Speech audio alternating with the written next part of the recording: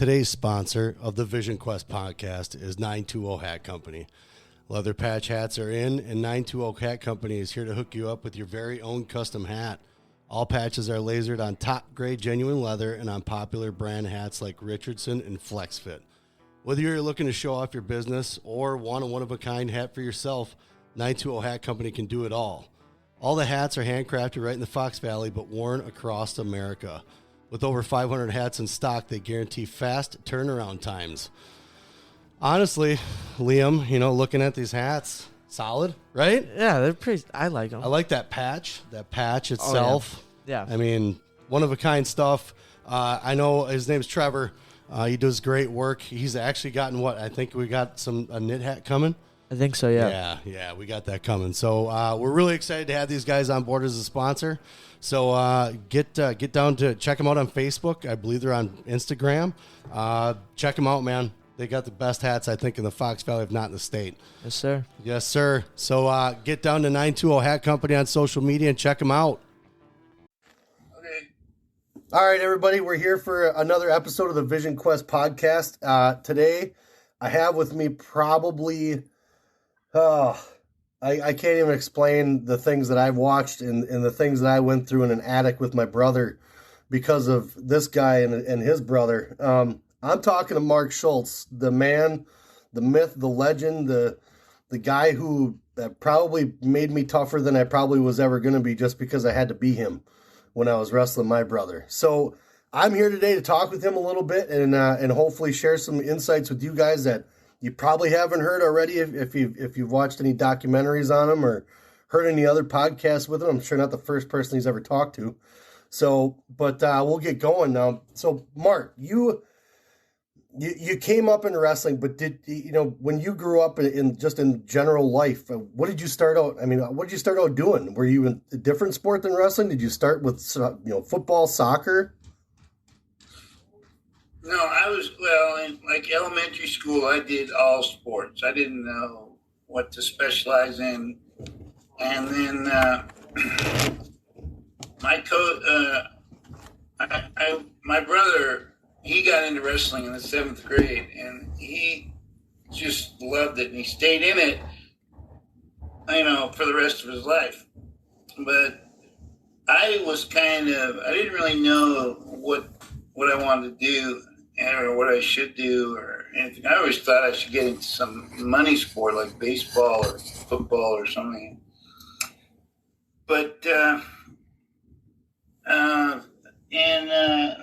I was in 8th grade, I went to Dave's wrestling practice with him over at Palo Alto High School. And the coach there, he bet me that he could teach me a backflip in less than 5 minutes. So he did. And I thought that was really the coolest thing ever. So yeah. I quit all sports and went into gymnastics full time. Oh, that's right. Yeah. In 2 years, and I had my coach at Palo Alto, his name was Ed Hart, who also ended up becoming my wrestling coach after I quit gymnastics. But I had another gymnastics coach over at Stanford named Sadal Hamada, and he was really good. Stanford won the nationals a bunch of times. Okay. And in 2 years, I became the Northern California all-around age group gymnastics champion.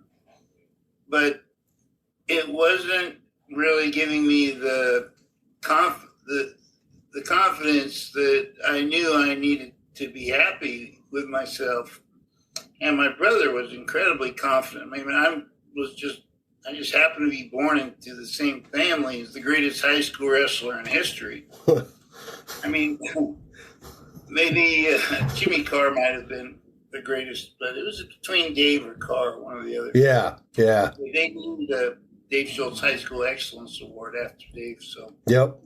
Anyway, he was extremely confident, and he wasn't like that his entire life. When he was younger, he had dyslexia, and he was uncoordinated, and he couldn't really play sports that well. But when he got into wrestling, I think the hand-eye coordination kind of cured his dyslexia, and he could do everything better. He could read better. He could move better. And plus, being dyslexic, dyslexia is where one side of your brain never takes dominance. So, like if I'm right-handed, I'm left brain dominant. Okay. Well, his brain never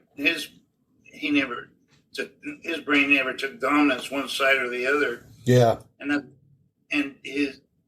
He would write with his left hand, but he'd kick with his right foot. So he was like he was ambidextrous. He could do anything. He could do wrestling moves equally well to both sides. And so it was very hard to wrestle him. It was very hard to scout him. Anyway, in 1976, I quit gymnastics because I needed to. Actually, I wanted to get into like a martial art. I wanted to learn how to defend myself. Okay. I thought that would be the thing that would make me happy. So I quit gymnastics and I went out for Tang Sudo, which was a Chuck Norris style martial art. And after my 4 months of Tang Sudo, I got in a fight with my brother, and he beat me so bad. I said, "Screw Tang Sudo, I'm going out for the wrestling team." So I went out for the wrestling team the next day, and I gave it everything I had. I mean, I pushed myself so hard. Yeah. And, but I just couldn't win. I was my record, my junior year, was 4 wins and 6 losses. And then the coach. This is at the semester, and the coach kicked me off the team because I couldn't win in competition. Oh. So I complained to the principal because the coach developed the challenge match system. Where he said, if you want to make the varsity, you have to challenge off everybody in your weight class every week, the entire season. Whoa. Holy cow. Brutal system. Yeah. So I beat this guy that was in my weight class like 10 out of 11 times in 10 weeks. Mm-hmm. But my record in competition wasn't that great, because I was trying to keep my intensity up so high for these challenges just to keep my spot that I just couldn't maintain that level of intensity. Anyway, the coach, even though I had made the team under his system, he still kicked me off the team because I wasn't winning in competition. Oh. And it wasn't fair. So I went to the principal and I told him, this coach created this system and I honestly made the team, I earned it. Yeah. He kicked me off. And the principal forced the coach to put me back on the varsity.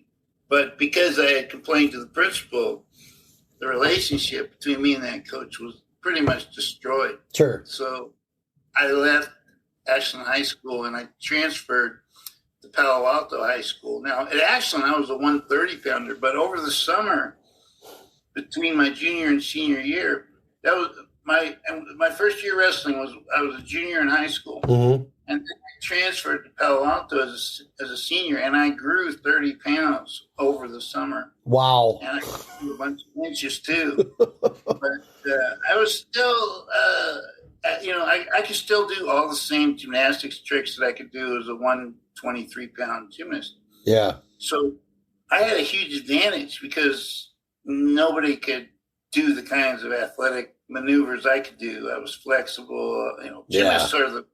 Gymnasts are the greatest athletes in the world when it comes to flexibility and explosive power, upper body strength. I believe it.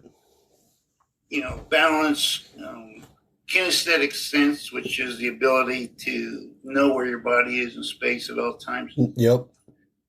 And so I had an advantage there, but what I didn't have was experience. Because, I had only been wrestling for a semester at Ashland High. So when I transferred to Palo Alto, I started wrestling at 154, and then it goes up to 159 at the end of the year. But I started at that weight class, and our team was scheduled to go to 3 tournaments that year: the Alisal Invitational, the Monta Vista, and There was one other, but I broke my toe and didn't go to one tournament. And then I went to the Alice South tournament, and I got beat my first match, and I was out.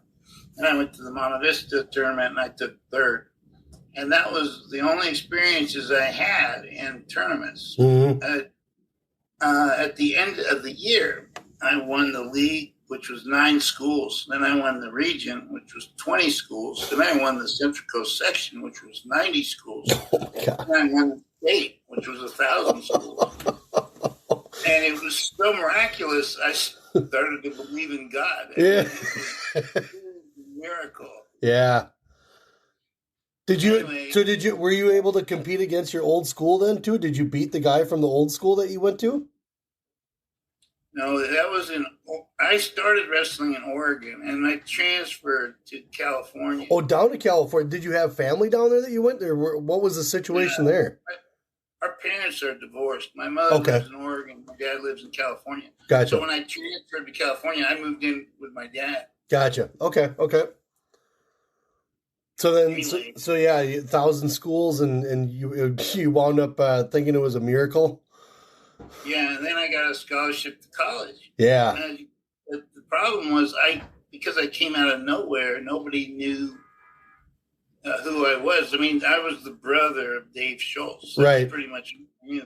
But they didn't know anything else about me because there wasn't really that much to look at, or I didn't have really my record. My entire high school record is 38 and 34 and 8. Okay.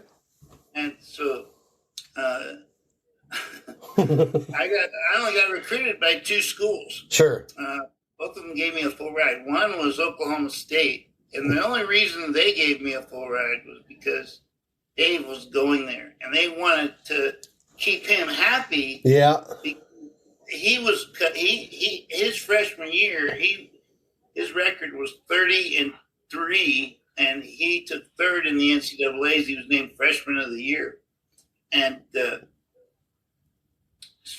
but that was at 150 pounds, and Dave actually won the state championship in California at 170 pounds, which was the weight above his normal weight, but his normal weight was my weight, 159. Okay. And wanted him to cut to 150, to make the team better at Oklahoma State, which he did his freshman year, and he did good. Yeah. But he didn't want to maintain that weight and keep cutting all that weight every week, and he was good enough to make the team in any way, so he felt he shouldn't have to. Sure. But they had a guy named Ricky Stewart who was really good. Oh, yeah. Yep. And him and Dave were at the same weight, and he thought if he just wrestled off Ricky, he could be the 58-pounder, but the coach didn't want him. The coach wanted Ricky at 58 and Dave at 50, so Dave was pretty miserable at Oklahoma State his entire freshman year. Yeah. And the only other school that recruited me was UCLA. UCLA gave me a full ride, and it was great because all my friends went to UCLA. I knew the coaches down there, and so I decided, I thought if I went to Oklahoma State, I've only been competing 16 months. So how am I going to, confidence is either built up or it's destroyed every day. And I thought if I go to Oklahoma State, these guys are going to crush my confidence so bad I may never recover. Yeah. And so I thought I needed to take an intermediate step and go to UCLA instead of Oklahoma State because these guys were just killers. I mean, they're national champions. Yep. Just college guys are head and shoulders above the high school guys anyway. Yeah. Every college guy that wrestles is like state champion at least one time. Right. When I was in Oklahoma, our entire room had state. Everybody in there was a state champion, and except for the coach's son, but he was still third. Anyway, I decided to go to UCLA, and my record there was 18-8. And the coach there made me, he was a great coach. His name was Dave Bob. He was fourth in the Olympics, and he was a 2-time NCAA champion. Okay. And standing wrestler in the NCAAs. Super tough guy. And he was a great coach, but he wanted me to cut to 150 during that year. I was a 159 pounder, and he wanted me to cut to 150. And so I was a gymnast. See, when back in his era, everybody cut their balls off to make weight. Well, he thought that because they thought it would give you an advantage, but it really doesn't. Whatever weight you're at, you're going to compete against guys that are at the same weight. So right. it doesn't make any sense. I mean, it did back then maybe, but it didn't make any sense to me. Yeah. But I tried it. I went down to 150. I dehydrated the hell out of myself, and that was the only way I could lose weight because I was a gymnast. Oh. So I went on a road trip, and I lost 4 out of the 8 matches I lost that year on that one road trip just because I was dead. I mean, I could barely make weight. And I could barely wrestle. And dehydration really affects your conditioning and your strength and everything. So after I got back from that road trip, I decided never to let anybody tell me what weight I should go. And so I became my own best coach. Mm-hmm. Came to cutting weight. So, and eventually everybody has to become their own best coach at some point. Usually, around their senior year in high school, they feel they've got a handle on, the sport and they can make their own decisions. And they don't really need their coach in their corner every match, Right.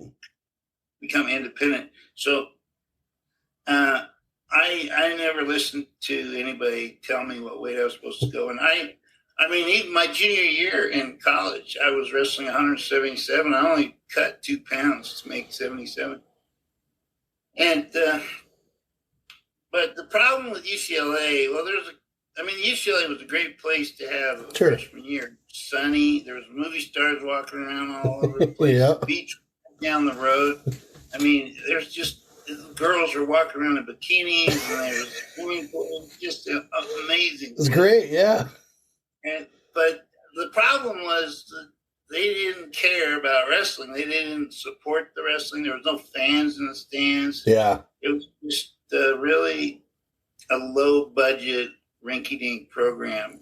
But it was great to go there my freshman year. But we thought if we stay at UCLA, our chances of winning the NCAAs are going to be like, if we win at UCLA, it'll be a miracle. Right. Where instead of it being a miracle, it's expected, like the powerhouses back in Iowa and Oklahoma. Mm-hmm. So after our freshman year, me and Dave, we both made the junior world team, and we met Jim Humphrey, the assistant coach of Oklahoma. And we decided, let's go to Oklahoma and wrestle for Jim. So we did. We transferred there. And I wrestled, at Oklahoma for the next 4 years. Yep. Who was your competition in that room? Well, when I first go, man, this was a brutal room. Man. It was one of the most brutal. You know that book Outliers by Malcolm Gladwell? Yeah. The Beatles, they're a good band in Liverpool, but then they get this gig in Hamburg at some strip joint, and so they go from playing 1 hour a night to playing 8 hours a night. Yeah. And then when they come back from Hamburg, they're the greatest band in the world. Yeah. Well, Oklahoma was my Hamburg. I got my 10,000 hours in there. And when I first walked into that room, there was a guy at my weight. I didn't know anything about who was at what weight during, the time that I was at UCLA.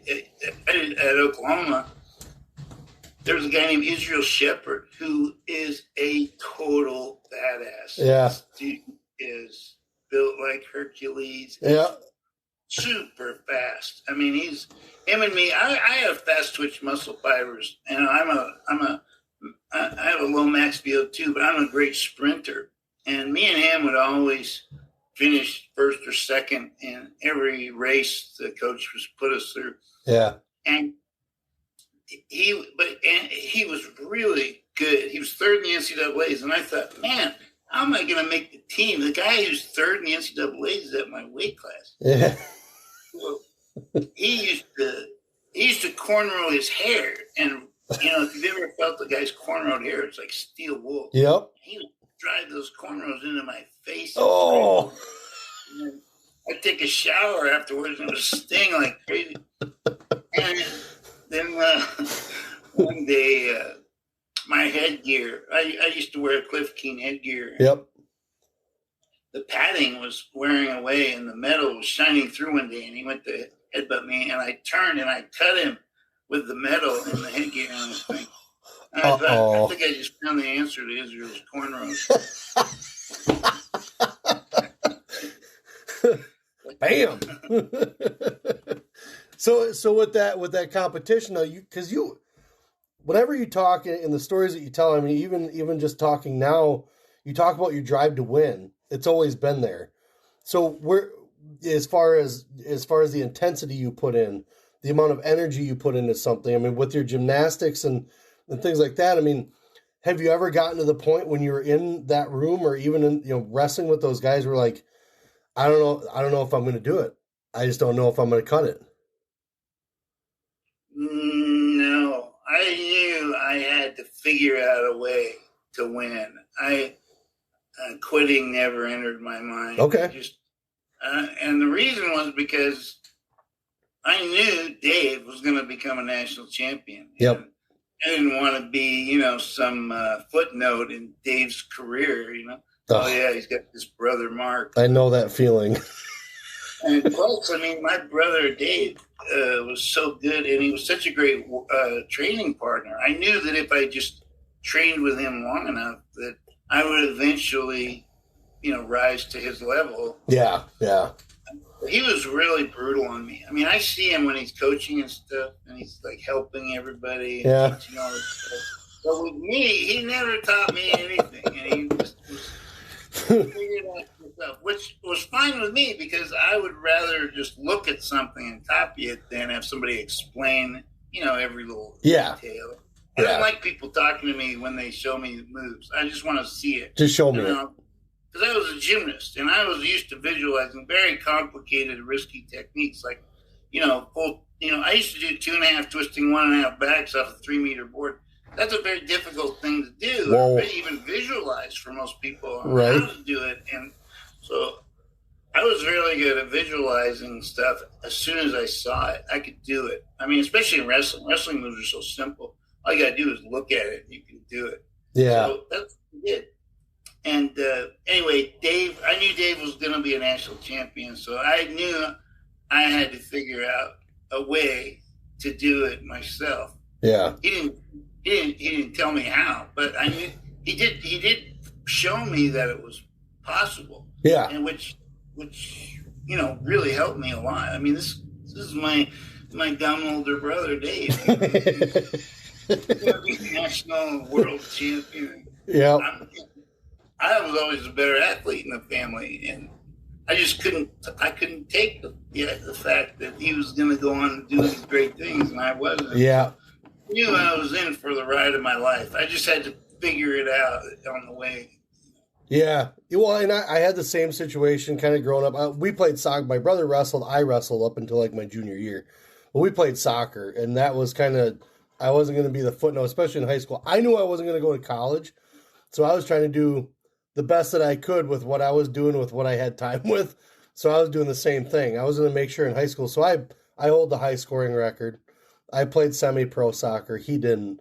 Once he was out of high school, he got to college and he just kind of burned out. But at that same point, though, too, I found myself, like, I didn't go to expensive camps. He went over to Europe for soccer, stuff like that. I was working with a curb and a garage door and a Yorkshire Terrier as a defender. So I was doing anything I could with whatever I had to get to that point. So I feel your pain on that because you're like, no way is he getting over on me because he did all the other stuff with the ice cream cones and the sandwiches. He's not getting over me on this one, that's for sure. So I can definitely identify with that.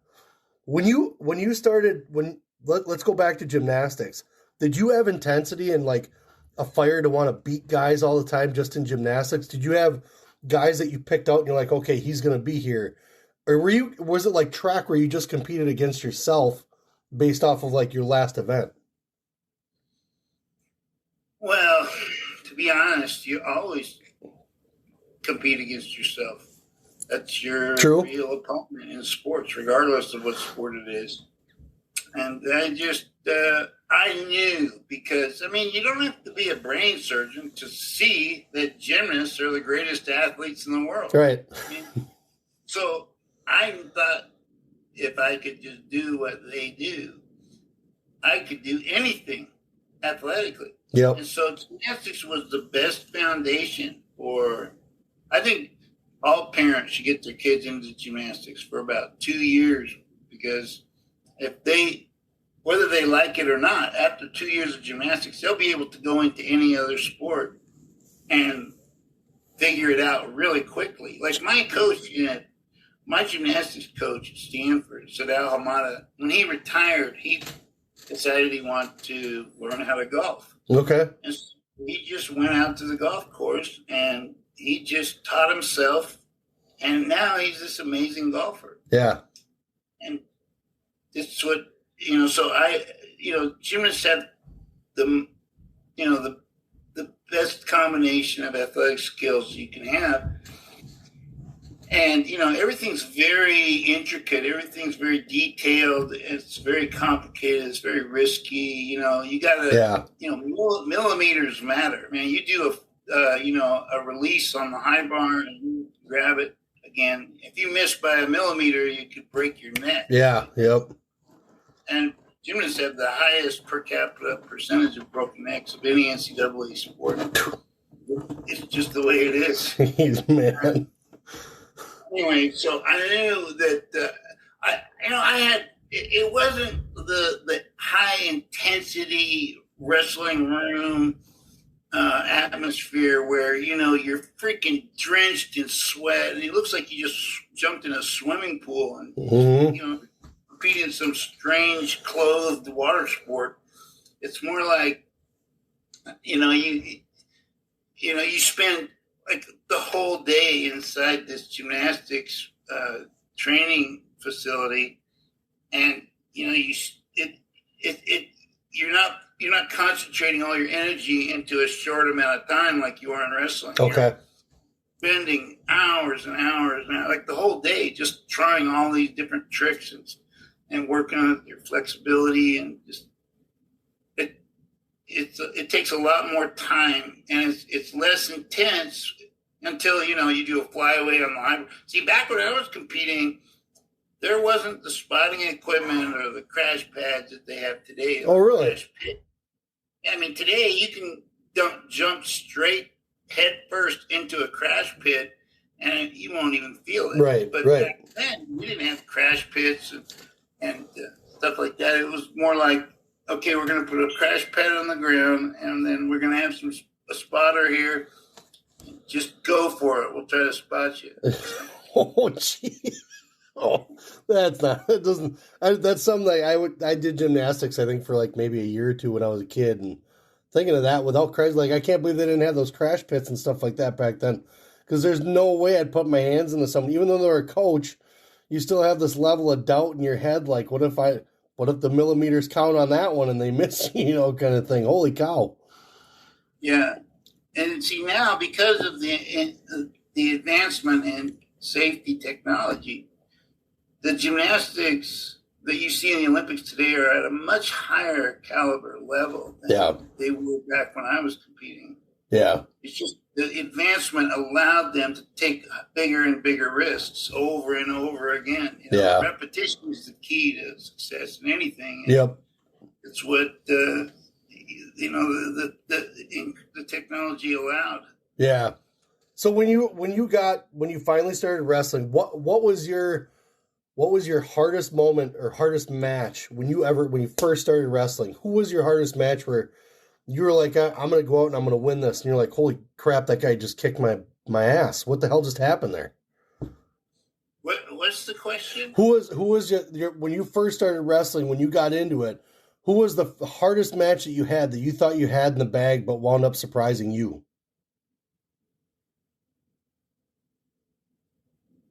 I had a lot. I wasn't very successful my first year. And well, didn't that be the first year, second year, or whatever it was, where you thought, I worked pretty hard, I'm going into this. Then the guy winds up kind of taking you by a point or two and wins the match. Have any of those? I never thought of that. My mentality was, look, whoever I'm wrestling, it doesn't really matter who I'm wrestling. My real opponent is myself. And the way I'm going to win is by distributing the amount of energy that I have throughout a match in chunks, explosions that will score or defend the other guy scoring. And so you're pretty tactical. Well, I had to be because I had a very low max VO2. You know what max VO2 is? I do, but the others may not. Okay, well, I have a master's in exercise physiology, and max VO2 is the maximum volume of oxygen your body can consume, measured in milliliters of oxygen per kilogram body weight per minute exercise. The way they test you is they put you on a treadmill and they give you one instruction. They put a gas analyzer in your mouth and plug your nose, and they give you one instruction. And they go, run till you drop. And I'm like, what? So they turn the treadmill on and it goes at, 6 miles an hour. And then they increase the incline every minute. Yeah. Until you can't run anymore. It's incredibly excruciating and painful. Yes. My heart was at max heart rate for 3 minutes. Yeah. And it was and afterwards they determined that my max VO2 was 50 milliliters per kilogram per minute, which is 8 points lower than the second lowest world or Olympic champion ever tested, at least at the time. Wow. And so it's like, okay, here's everybody else, and then here's the second lowest guy. Then there's 50 feet of crap, and then there's me. Well, I had to figure out a way to win with a very low max VO2 in a sport that requires a fairly decent max. It doesn't require a real high max VO2 like marathons. Right. But it's not a totally anaerobic or aerobic sport. It's a combination of both. And I was so anaerobic. I got called for stalling so many times. I probably set the record for stalling calls by any NCAA champion in history because they didn't like my style. The referees liked the Iowa style. Yeah. Because they were constantly moving and shooting and shooting, and they drive them into submission by exhausting their opponents, and then they would just fall down. Right. The technique weren't as important as the conditioning, which, something I had to figure out. When I got into wrestling, when I got into gymnastics, technique is the king of gymnastics. Yep. Conditioning is the king of wrestling. Mm-hmm. Mm-hmm. I had to switch that over, and it's much harder to condition than it is to do anything else. I mean, you're basically driving yourself into suffocation like 4 or 5 times a day where you just can't get enough oxygen, or at least that's what it was for me. Yeah. My max VO2. So I tried for a long time to minimize that weakness in my DNA by doing lots of long distance running. Well, when I got my master's, I realized that you can't change your max VO2. It's programmed into your DNA. Oh, really? No matter how hard you train, you're either born a marathon runner or a sprinter or something in between. You can only increase your max VO2 by about 8 points. Okay. Roughly.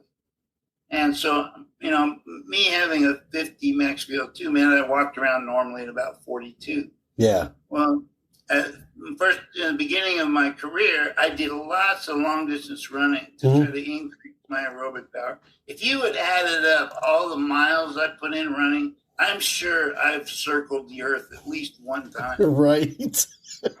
At least. But after I got to be, after I started figuring out the wrestling game pretty well, and my body started to have its own mind, I didn't have to think about my techniques anymore. That's one thing that everybody has to go through, is they have to constantly think about their techniques. But then after a while, your body it acquires its own brain, and it just moves automatically to where you're supposed to go. Mm-hmm. You don't have to think about it anymore. And so by the time that I did that, I realized that I should spend less time trying to eliminate my weaknesses and more time magnifying my strengths, which was my explosive power. And so when I did that, I became much better. And my last match in America, I beat two-time NCAA champion, outstanding wrestler, 13-1. And that was my final match. But that was when I hit my peak at that time. It's unfortunate that I had such a shitty situation with Foxcatcher and DuPont, because it really destroyed my motivation to compete. And I actually threw my last match at the '88 Olympics. I heard about that, yeah. A lot of people think I was injured. That's not true. Mm-hmm. I mean, I might have had some minor injuries or something, but back then it was considered dishonorable or shameful to throw a match for any reason, fake pro wrestling and stuff. But at that point, I just felt it was immoral to win an Olympic gold medal for the team, the guy that was running the team that I was on. And I come to this conclusion until halfway through. This didn't occur to me until halfway through the Olympics. And when that occurred to me, I just thought, I'm gonna make it so obvious I'm throwing this match that anyone can figure it out. Mm-hmm. And when I threw that match and I went back to the United States, I packed up all my stuff at Foxcatcher, and I moved out, and I never wrestled again. But then 3 years later, I had an opportunity to learn jiu-jitsu, and then 8 years later, I had an opportunity to fight in the UFC in a no-holds-barred cage fight. Yep. With no weight classes, no gloves, no rules except no eye gouging, no biting. Sure, yep. To me, that was even better than going out a winner in the Olympics, because my purpose, my intention from the beginning when I started wrestling was not to win championships. It was to learn how to fight. Winning championships was just giving me an indication of where I was at. Sure, yep. That's all I cared about, was being able to fight good, being able to defend myself good. And so it didn't really matter to me. I mean, I already had an Olympic gold medal, so it didn't really matter that I threw the match at the Olympics. Yeah. So because of wanting to fight, why not box? Well, boxing is not a very good martial art. No, but I mean, just a fight in general. So you were in gymnastics. It's the best punching. I mean, boxers can punch better than anybody. Sure. And you have to learn how to box.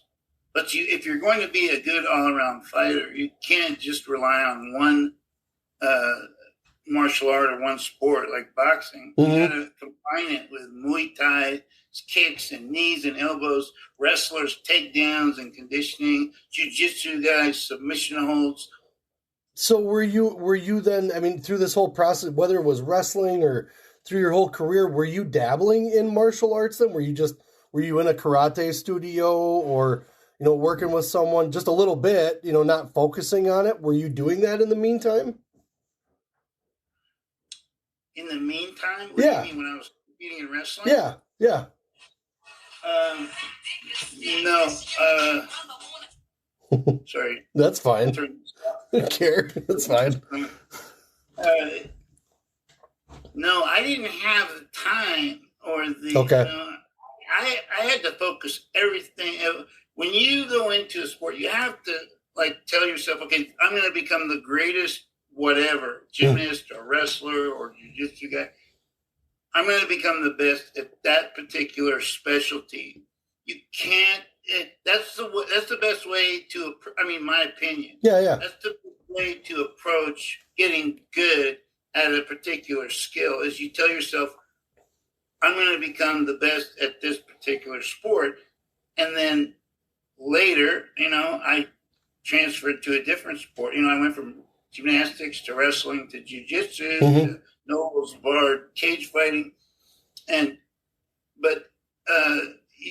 I didn't really know that much about boxing. I had a guy named Shane Stoneman coach me in boxing before I fought in the UFC. I didn't plan on fighting in the UFC, but I wanted to learn how to do that. I had a Muay Thai coach teach me some stuff. And, of course, I had my Brazilian Jiu-Jitsu coach, Pedro Sauer. And, I didn't need a wrestling coach. I was my own best coach in wrestling. But anyway,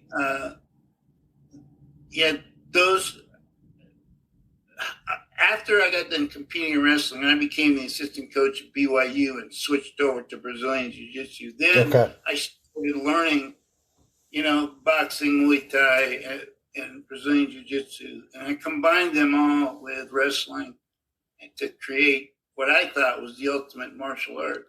Well, so you mentioned too that your coach from gymnastics wound up coaching you in wrestling.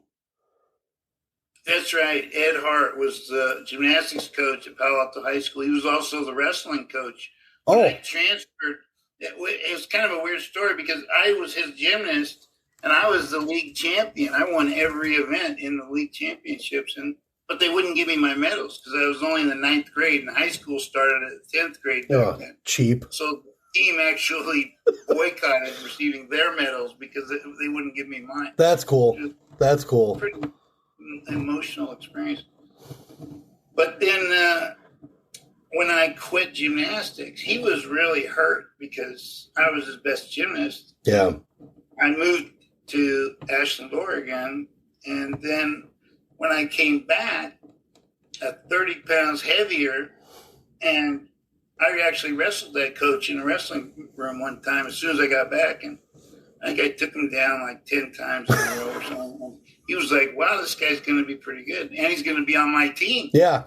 It was really great having him, and I think he just took over as the head coach at that year. Okay. And so it was just a coincidence that my gymnastics coach in high school was also going to be my wrestling coach in high school. And he was a great guy to have. I submitted his name to be inducted into the California Wrestling Hall of Fame just recently. And he went through that entire year with me. I mean, my senior year in high school was the most miraculous year of my life. And I've had some pretty miraculous years. Yeah. But it was great having him there because he was in my corner every match. He witnessed the entire thing. And, there's not many people that witnessed the entire thing except for him. When, my teammate, Jeff Newman. Even Jeff wasn't there at the state championships. But, yeah, it was really – he was the closest person to me. He was my best friend in high school. Nice. Well, and that's, right now, the only thing I had a great soccer coach, and even our wrestling coach was great. The one that was great wound up leaving my sophomore year because he was kind of done. He coached my brother. He was there a long time. But I had a great relationship with my soccer coach, especially just an old German guy. And he yelled in German when he got angry, but he spoke really, really good English. So you could never really tell if he was joking or not because he never spoke German until he got pissed. So then you figured it out. But where we are now with Liam, I have a 13-year-old who's in wrestling, and that's what we were looking for. We moved. We moved from one city to another just because of the relationships and things like that he needs in order to be better. So it's good that you mentioned the relationship, not only just with the coach itself, but with the team. Because to me, the team thing is huge, especially if someone is having a hard time coming up in a sport like wrestling that is very demanding, things like that. And with that support that you had when you got into college, whether UCLA, I mean, did your wrestling friends from high school wind up going college and wrestling too with you? Yes, actually, I was going to say that. First of all, a lot of people think that Dave helped me go from gymnastics into wrestling and winning the state championship. That's not true. I didn't wrestle with Dave one time from the time I quit gymnastics to the time I won the state. Yeah. Not once. But there was a guy on my team at Palo Alto High School named Jeff Newman. And him and me, we went to wrestling camp together, and he was probably my best friend at Palo Alto, who was a student. And he went undefeated. He was at the weight above me. He went undefeated all year long. And I was doing really good against him in practice. Yeah. And me and him, we would both go to 2 practices a day. We'd go from Palo Alto High School's practice over to our crosstown rival Gunn High School, which the Stanford guys were running their practice. So we'd go from Palo Alto High School to wrestle with the Stanford Wrestling Club every day all summer long. Man. And I was doing good against Jeff, and I was doing good against the Stanford guys. And Stanford guys, all college guys, are head and shoulders above all high school guys. Yeah. And so even though I wasn't winning in competition, I only went to 2 tournaments that year, but yeah, I was undefeated in dual meets, and it gave me a lot of confidence because even though I wasn't winning, I knew I was good enough to win. Sure.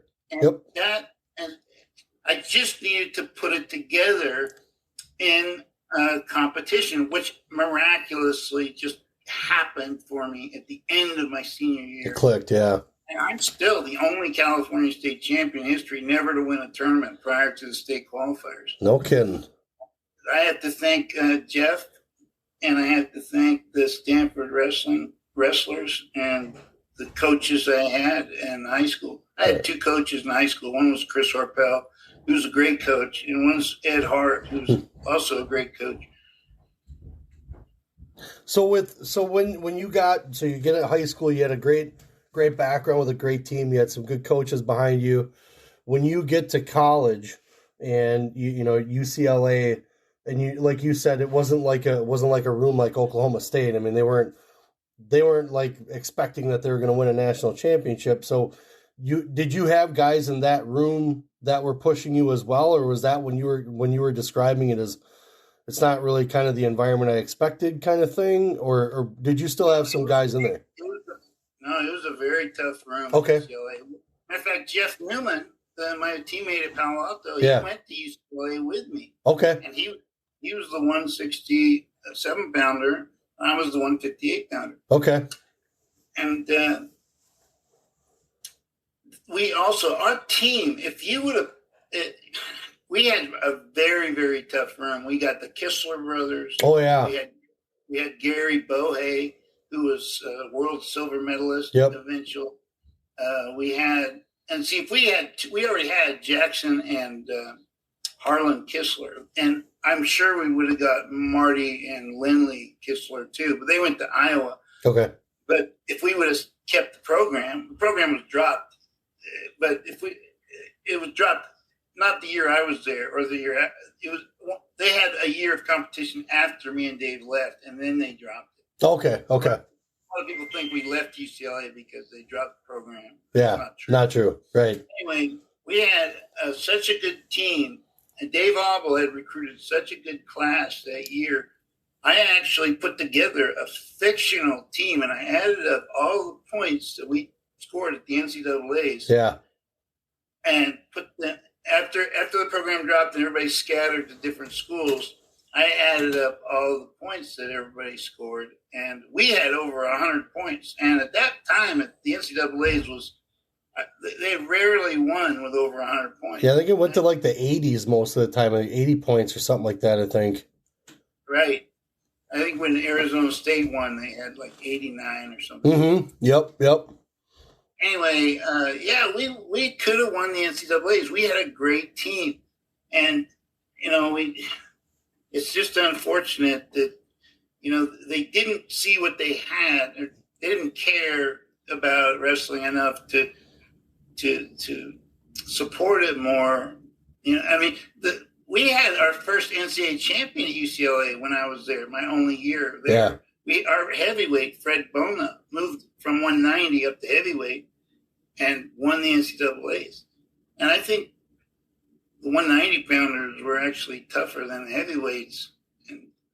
And it's weird though too, because when you talk about how they dropped the program, it's weird because it seemed like wrestling at the time was more like a Midwestern Eastern kind of thing. Like it wasn't big, because when I was wrestling, even when my brother was wrestling, we live in Wisconsin, so we didn't have. I heard about my brother and his crew going to Iowa once or twice in a year, but that was the farthest they went. But you still had your Iowas. I think even back then, Oklahoma. I mean, you're talking everything from our side of the country over seemed to, kind of catch on to wrestling a little bit, but it didn't seem, because I always heard, and I didn't know enough about California wrestling, but I always heard about guys saying, well, California isn't all that great, and they weren't doing all that great for a while, stuff like that. But I didn't understand enough because I was a kid, and I was just coming up in one little program that we had. So I was like, oh, yeah, makes sense, and all this other thing. So it seemed like wrestling for a while was like Midwestern Eastern. It didn't seem like it was very much of a Western type of sport at the time, like football, basketball, and even track was. That's true. I mean, wrestling is such a poor sport, and there's so little money in it. It makes it very difficult to travel long distances to get competition, and the Western states are so big, and the wrestling programs are spread out so much, it makes it very difficult to get the competition, that you need to get, get better, whatever. But California, because it's only California State and High School Wrestling Championships is the only state, I think, that has one division, and everybody competes in that division. Correct. And there's 1,000 schools in California. That makes it the toughest high school tournament in the world. You're a true state champ.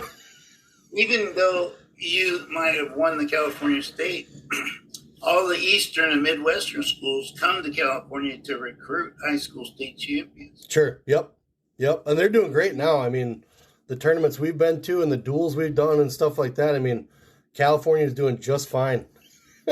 They're coming along just fine. And even we had some friends come from Washington, and we've seen some kids that they've wrestled with now too. They're doing just fine. They're doing good. Obviously it could use a little more attention than what it's getting, but there's some really good kids out there, man. Yeah, if you go to a private school, you're going to get the best education. Mm-hmm. But if you go to a public school, you're going to get the best athletic education. Correct. Just by sheer numbers. Yeah.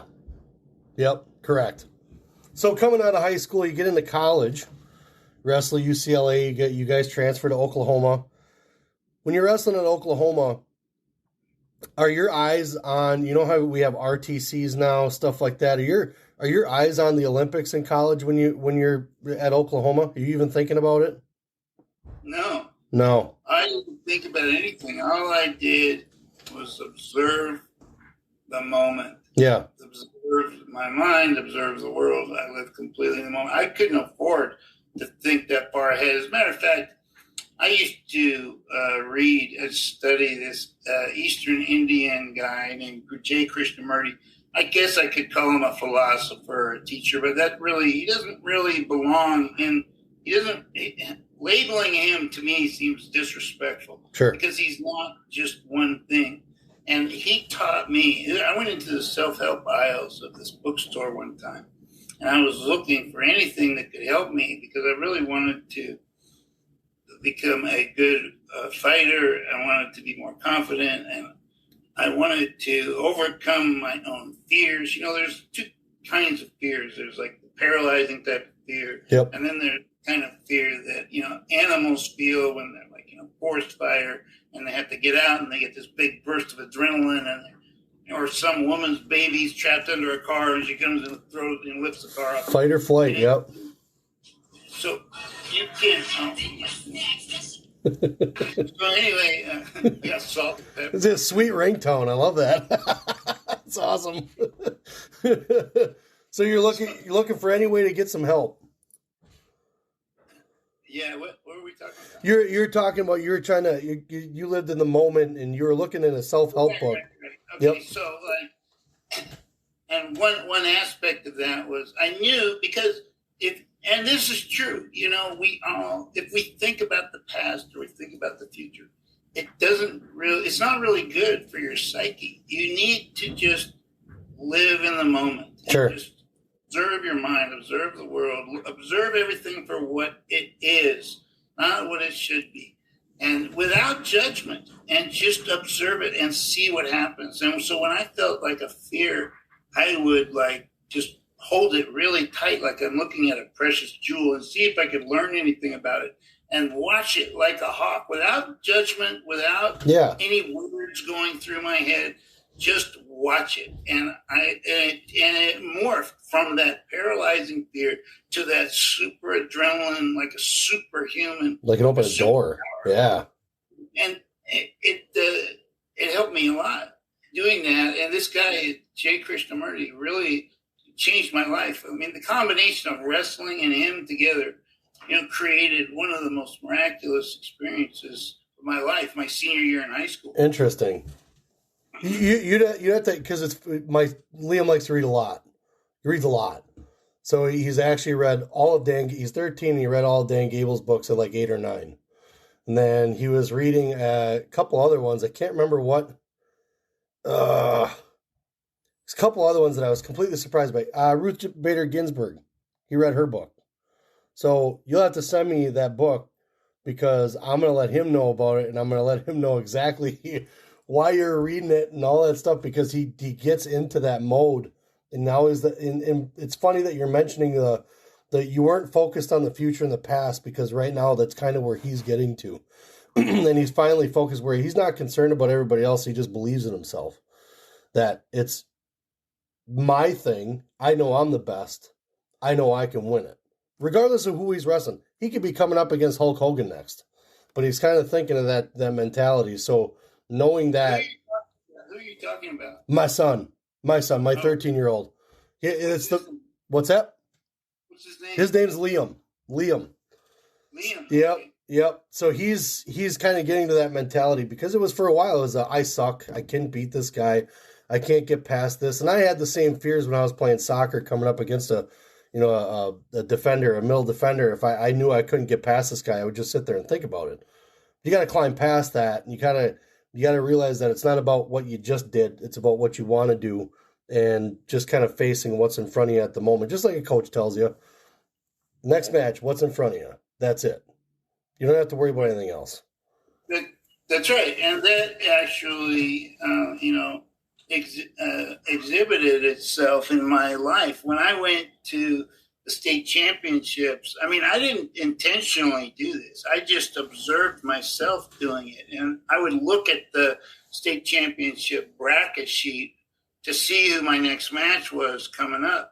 And then as soon as I read the name, I'd walk away from the bracket sheet. Yep. Because it didn't matter what happened after that. My life had started at that moment, just like our lives are starting at this moment. Yep. And going to go to that match, and whatever happened after that was dead and gone. It didn't exist. It was another life. It didn't matter.